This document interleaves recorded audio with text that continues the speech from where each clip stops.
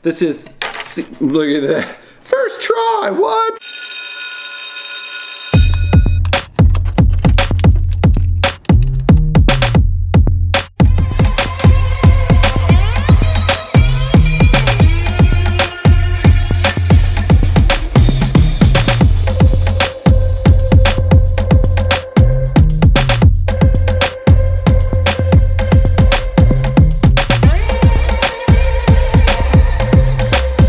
Hey everybody, welcome back to week number 2 of the Dollar Store Teacher Challenge. I am super excited about this series, and thank you so much to everyone who commented, liked, shared the first video. It got so many, now I'm not even worried about the views, like I got a lot of views, but the shares and the comments, and my favorite part was seeing so many teachers' names like tagged in the comments below. So thank you to everyone for sharing that out. I'm glad you were able to find some use for it. I even had teachers sending me pictures of themselves making that same night or the next day. Trisha took mine that I made along with some more that she put together to her classroom, and her kids are absolutely loving it. So thank you, thank you, thank you. Let's get into this week's challenge. All right, so like I said, a lot of you challenged me. I got some emails, I got some private messages, I got some comments on Facebook challenging me with ideas of things that you found at Dollar Tree, and I'm keeping those all together in a certain document, and I'm gonna have those ready to go when I am. But first, I had to honor a challenge from someone very, very special, my own daughter. So I decided to take one of her challenges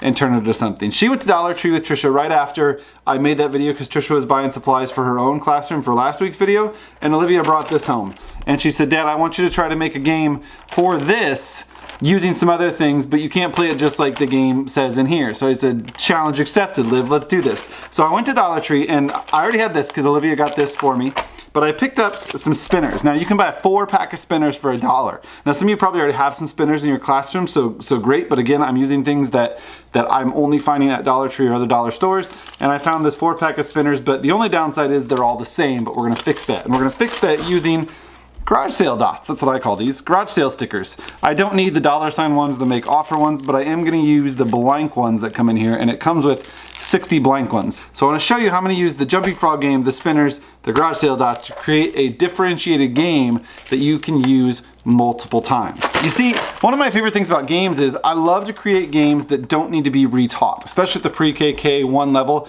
It takes so much time to reteach rules to games. Well, this is gonna be one of those games that you teach once and the kids will start to figure it out. And the cool thing about these garage sale dots is you can reuse the spinners over and over again with the way that I'm gonna show you. So let's get into it. Now, the only other thing you're gonna need for this is a Sharpie or a permanent marker. You can get those Dollar Tree too. So what I'm gonna do is I'm just gonna take these spinners. One of them I'm gonna keep the same because my kids can practice recognizing numbers from 1 to 8. That's gonna be super simple to do. What they can do is they can take the frogs, they can, before just flicking them in, now we could practice it, but before flicking them in, maybe they're going to spin the spinner, whatever they land on, that's how many tries they get to put it in the pond. But that game will only last so long. So let's leave one spinner blank for that purpose, but the other 3 I'm gonna use to create something new. So this is where the garage sale dots come in handy. So I'm gonna take dots and just cover up the numbers that are on these spinners.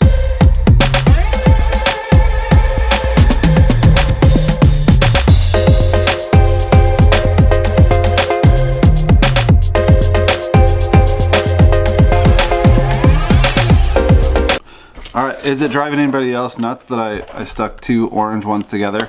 Did not do that on purpose because that's gonna drive me insane. I may have to fix that later on. On the package, it shows you 3 ways to do it. It says press the frog and let it jump into the pool. Draw a line to use as a starting point and take turns. Each player jumps their frog from the line. The frog that jumps the furthest is the winner.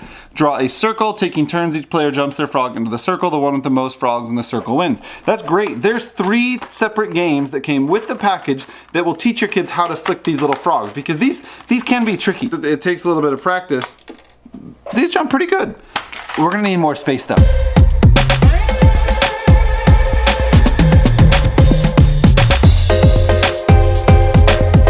Okay, so this is where the Sharpie is gonna come into play because what we're gonna do now is we are gonna write some different things on these stickers, right? So I'm only gonna show you one for now because it'll be super simple to explain. Like I could put ABCs that we're working on, I could put other numbers we're working on, I could put math problems that whatever it is, right? One of my favorite things to do this with is CVC words or sight words, and I'll show you why.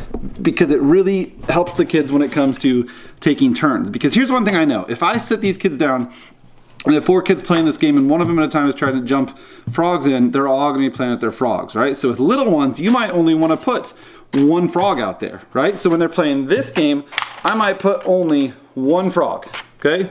1 frog. I'm not letting them all flick at the same time. 1 frog. On the spinner, let's say we're working on short A vowel words, all right? So I'm gonna write like cat and hat and man. Okay, so now I've got my spinner with my CVC words on there. Super simple to do, right? So here's what we're gonna do. We're working on CVC words, tapping out words, putting the things in here, but I want them to work as a team and help each other out. So when it's my turn, I'm gonna spin the spinner, and it landed on can. I'm gonna read the word, right? Can. If I don't know the word, I can ask my neighbor, what's that word? Can. All right, let's tap it out together. Everybody has to do it together. Can. How do we spell can? C-A-N, can. And there comes the trick in how many turns they're going to get. Everybody's gonna get 3 tries to flick this thing in here because the letter can and all these other CVC words have 3 letters. But here's where everybody taking turns and helping out comes in. When it's my turn, I'm flicking the frog into the pond, but everybody else is helping me count my turns. Everybody else is helping me count my turns by spelling the word can. That way we're continually getting practice of the word, because the point of this game isn't counting or flicking frogs in, right? The point of this game is to practice reading CVC words. Okay, so I'm gonna flick it in and everybody's gonna help me. This is C, look at that. First try, what? We'll pretend I missed. So C, A, N. Oh, I didn't get it in, but it's no big deal because we're not keeping score, right? I got 3 turns to try to get in. Everybody practiced that word, and then I passed the frog and the spinner to the next person. Now, I know in the next turn, I'm not flicking the frog in, but I am helping spell the word for the turns that get to go in. Now, you want to take this a step farther? Why not have them practice the sounds of the word? So it's